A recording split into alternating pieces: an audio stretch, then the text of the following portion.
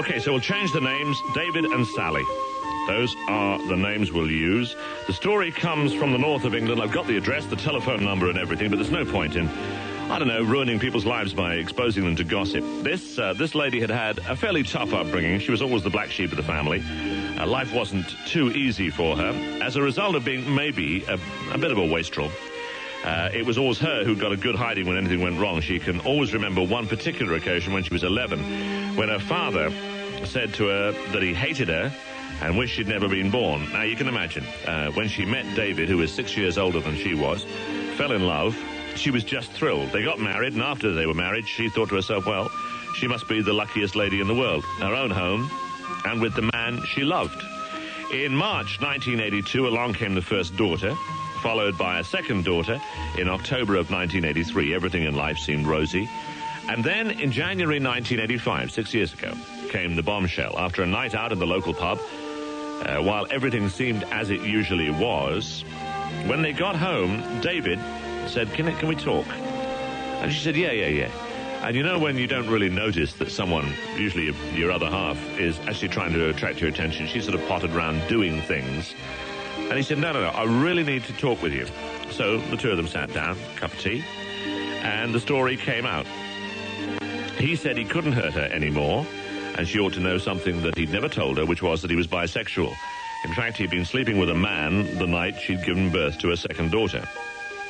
Now, this came as a bolt from the blue. She'd never thought of this. It had never occurred to her. She couldn't believe it.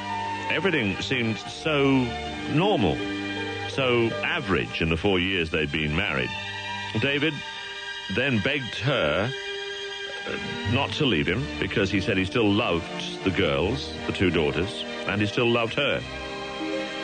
She had to come across with something that was intelligent under circumstances when she was so bowled over she couldn't even think straight. But she told him, provided that he had an AIDS test, he could stay, but he'd have to sleep in the spare room just for the girls' sake. Well, David agreed to that. He went and was given the all clear in April of 1985. He then promised not to sleep with the fella again, as long as Sally let him go for a drink with other people, gay people like him, that he wouldn't be promiscuous. She agreed for two reasons. First of all, I think for the daughters, but also because she still loved him. It doesn't stop you loving somebody just to discover that. And though it is something that she'd never considered before, when it actually happened, she examined her own feelings, and she knew that though she was revolted by certain aspects of his behavior, the fact was that he was still the same bloke. Well, inside, of course, it was tearing her apart. She didn't know what was happening. She didn't let it show, ever. Just carried on as if nothing had happened. Eventually, David moved back into Sally's bedroom, and as a result, her third daughter was born in October of 1988. When she discovered she was pregnant, she couldn't cope with it. She was just learning to deal with David's bisexuality and the idea of the two girls being around him. She realizes now that some people will condemn her for not taking birth control precautions, but she didn't think about it. David wanted her to have an abortion, but she decided to have the baby with or without him, and she decided that she would just cope, that this was a piece of reality. When she was 3.5 months pregnant, David packed his cases and left her and the girls to live with another man.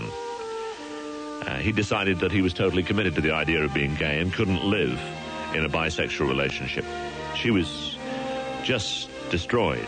I mean, devastated is an understatement. Sally couldn't tell anyone why David had left her.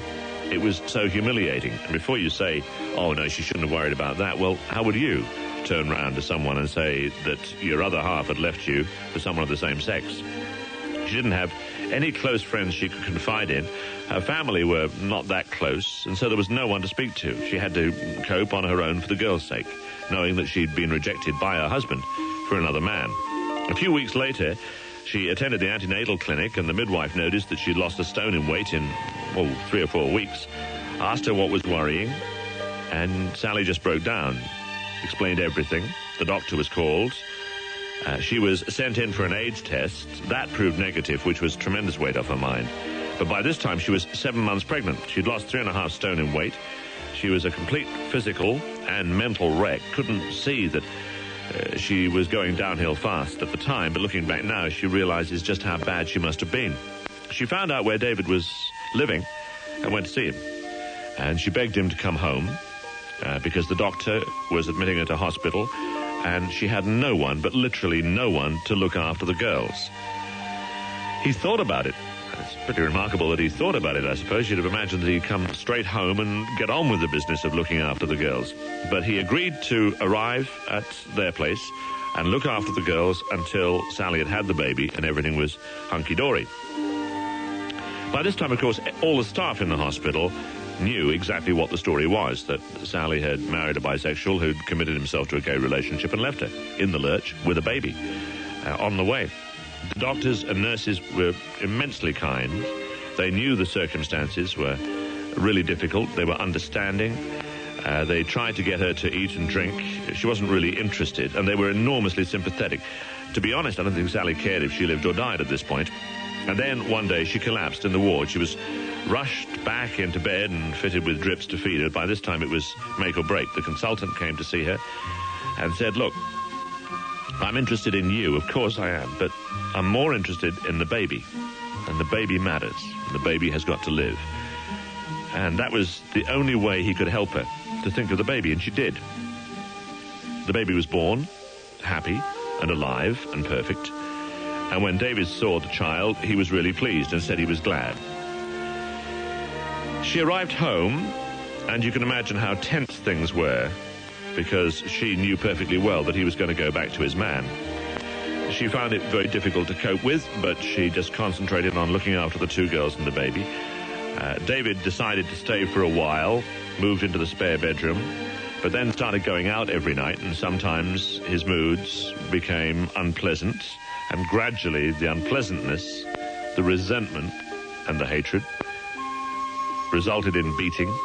He started to pick arguments and just give her the odd blow, but the last straw came when he beat her up in front of the girls. She took the beating. It was no use trying to reason with an outraged drunk. And then the very next day she told David that he had to move out because she didn't love him anymore, that he'd beaten all the affection out of her, and that he was damaging the girls' minds.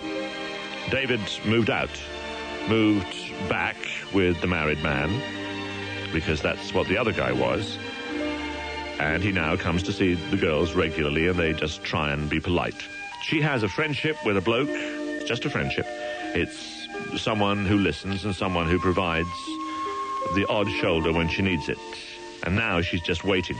She has a way of looking at the future. She lives life for today because she believes that nothing else can go wrong, and that happiness, if she's lucky, might just be around the corner.